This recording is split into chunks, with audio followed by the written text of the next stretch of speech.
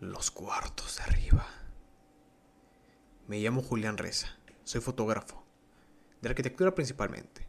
No soy valiente ni curioso por deporte. Me gusta que las cosas estén quietas, calladas, por eso acepté el encargo. Una vieja casona por demoler. Tenía que documentar sus interiores antes de que la maquinaria llegara. Nada complicado. Entrar, tomar fotos y entregarlas. La propiedad estaba a las afueras de un pueblo polvoriento, en el estado de Querétaro. Según me dijeron, había pertenecido a una familia rica venida a menos. Murieron todos. Nadie quiso la casa. Nadie se atrevió a tocarla. Solo la iban a derribar por fin, después de 42 años cerrada.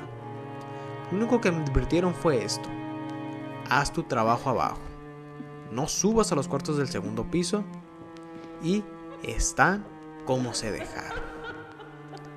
Llegué un viernes por la mañana. La casa estaba cercada por un muro bajo y una reja oxidada. Me dieron la llave en el ayuntamiento. Nadie me acompañó. Nadie quiso. Al entrar, lo primero que noté fue el polvo.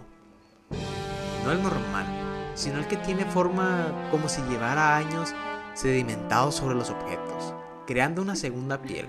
El aire era seco, con olor a madera cerrada, y a algo más, como flores muertas. Me instalé en la sala. Tomé algunas fotos, sillones tapados, retratos torcidos, un reloj de péndulo detenido a las 2:13. Cada puerta que abría se quejaba, cada crujido parecía responder a mi presencia. A las 5 p.m., cuando el sol comenzaba a filtrarse en las líneas anaranjadas por las ventanas altas, escuché el primer golpe. Arriba, uno solo. No hice caso. Tal vez madera sentándose. O eso quise pensar. Pero luego vino otro y otro, lentos, como pasos, subían.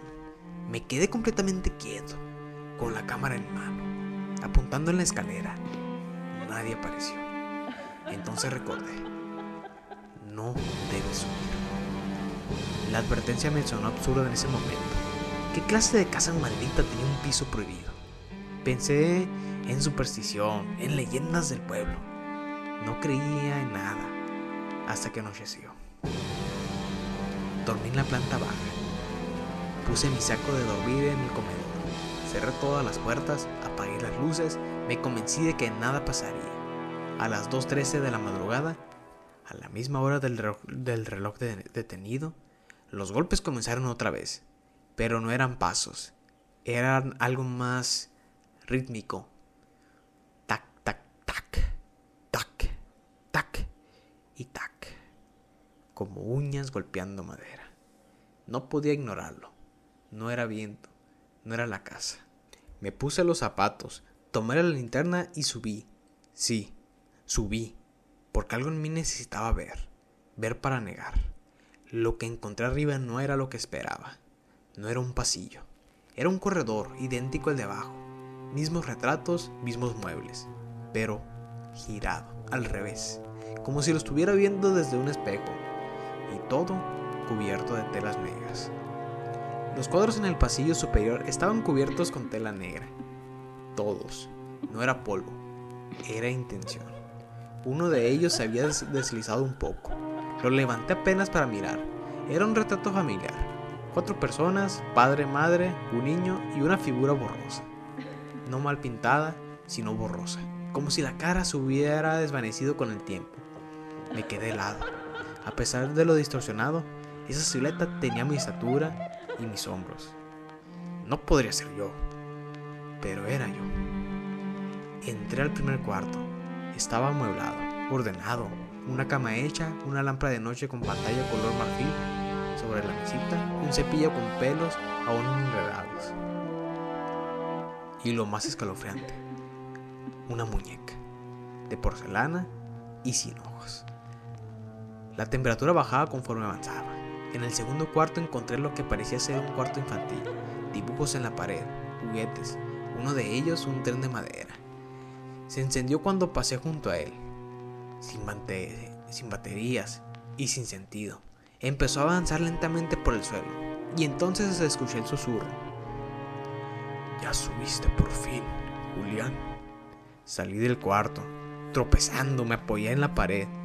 La sentí tibia, palpitante. Entonces vi la puerta al final del pasillo, más grande, de madera más oscura, cerrada con los pastillos antiguos. Mi cámara comenzó a fallar. La luz roja del sensor parpadeaba. Se apagaba, se encendía sola, la linterna también, y entonces vi la sombra bajo la puerta. No una, varias, y todas apuntaban hacia mí. Corrí escaleras abajo. Todo estaba en silencio. El reloj seguía marcando las 2:13, pero al ver mi celular eran casi las 4 a.m.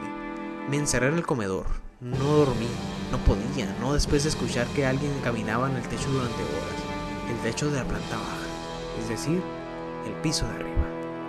Pero ya nadie debía estar ahí. ¿O sí? A la mañana siguiente, encontré algo que no había visto antes. Una carta sobre la mesa, amarillenta, escrita con tinta corrida. A quien decida subir, sepa que no volveré. Igual, porque los que vivimos aquí arriba nunca dejamos de mirar. La firma era ilegible. Y en el reverso había una fotografía, una copia del retrato familiar, solo que esta vez mi rostro estaba claramente allí, sonriendo. Bajé al pueblo, dejé la casa sola por unas horas, convencido de que no volvería, pero algo me detuvo, la cámara. No sé por qué era importante, quizás por orgullo profesional, tal vez por miedo a dejarla en manos de lo que fuera que vivía ahí. La cámara tenía mis fotos, pero también tenía otra cosa, una imagen nueva, una que yo no tomé. Era de mí, dormido en el comedor, desde el ángulo de la escalera. La fecha decía las 2:13 a.m. Hora exacta. Volví esa misma tarde.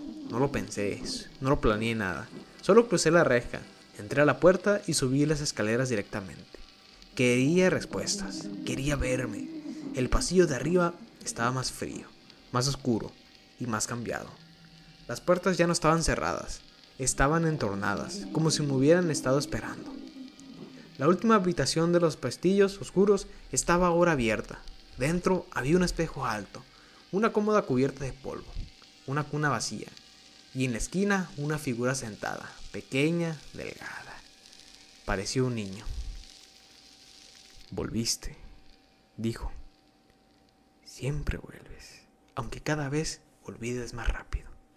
Me acerqué, no por valor, por necesidad. El niño levantó la cabeza y era yo. A los 7 u 8 años, con la cicatriz en la ceja, la misma ropa que llevaba en una foto antigua que pensé desaparecida. Me miró y preguntó, ¿esta vez te vas a quedar? No respondí. No podía. Detrás del niño, el espejo empezó a empañarse, no por vapor, por algo que se acercaba desde dentro. Una segunda figura, otra versión de mí, más vieja y más rota.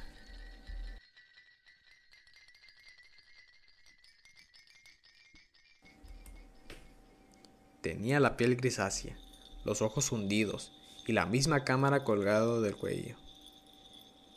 ¿No te recuerdas?, me preguntó. Tú naciste aquí. La cabeza me palpitaba, como si algo en mi mente se estuviera desprendiendo, un recuerdo olvidado, un trauma encapsulado. Entonces lo vi, yo, niño, bajando al sótano de esa casa, yo, escondiéndome durante un juego que se volvió castigo, y los demás nunca me buscaron, porque yo era parte de ellos. Yo aparecí un día en esa casa, un extraño, un niño adoptado por la casa, no por la gente, y ahí fue donde todo encajó. Los retratos con mi rostro, las fotos que no recordaba haber tomado, la vez que me conocía desde antes que yo mismo. Los cuartos de arriba no eran habitaciones normales, eran las memorias que la casa había guardado de mí, pedazos de mí que nunca se fueron, copias, versiones, y ahora querían que me quedara. Me quedé mirando al niño, al reflejo, a todas mis versiones. Sentí un nudo en la garganta que no era miedo, era reconocimiento. Yo había vivido aquí, pero no como habitante. Yo fui una memoria adoptada. Un niño perdido de la casa recogió y guardó como suyo. Me alimentó de ecos, de repeticiones, de versiones, y ahora quería que me quedara. Todos los que suben dejan algo, dijo el niño. Tú dejaste lo que eras, solo viniste a buscarlo. Yo no me lo podía creer. Quería huir. Bajé a toda prisa por la escalera, cámara en mano. El comedor me pareció distinto, más polvoriento. El reloj aún marcaba las 2:13, pero la luz de afuera no correspondía. Abrí la puerta principal. El pueblo ya no estaba, solo niebla y árboles. Un bosque que no había cuando llegué. Miré atrás. La casa había cambiado, ya no era colonial, era más antigua, más oscura, y yo ya no llevaba mi ropa. Tenía pantalones cortos, camisa de niño, y la cámara ya no estaba. Volví a entrar, no por decisión. La casa me tragó. Cada escalón que subía se sentía más blando, como si la madera me aceptara de nuevo. Cuando llegué al pasillo, ya no había puertas, solo una, la de la habitación grande. Entré y esta vez no estaba solo. Había más niños, casi idénticos a mí, dormidos, parados, algunos con cámaras, otros con cuadernos, otros simplemente observando. Y en el centro una cuna vacía. El espejo brilló. Una nueva imagen apareció. Una familia feliz. Madre, padre, niños, todos distintos, pero con algo en común. Los ojos. Todos los ojos eran míos. 20. La casa no crea monstruos. Los recoge, los abriga y los copia. Y yo ya no quiero irme. En el ayuntamiento, un nuevo encargo fue asignado. Un fotógrafo joven, llamado Bruno, aceptó sin sospechar. El mismo trato, una noche en la casa antes de su demolición. Lo advirtieron: no subas, quédate abajo y haz tu trabajo. Bruno rió, no lo creyó. Subió y cuando abrió la puerta del segundo piso, una cámara antigua lo esperaba en el primer peldaño. Y ahí fue donde todo volvió a iniciar.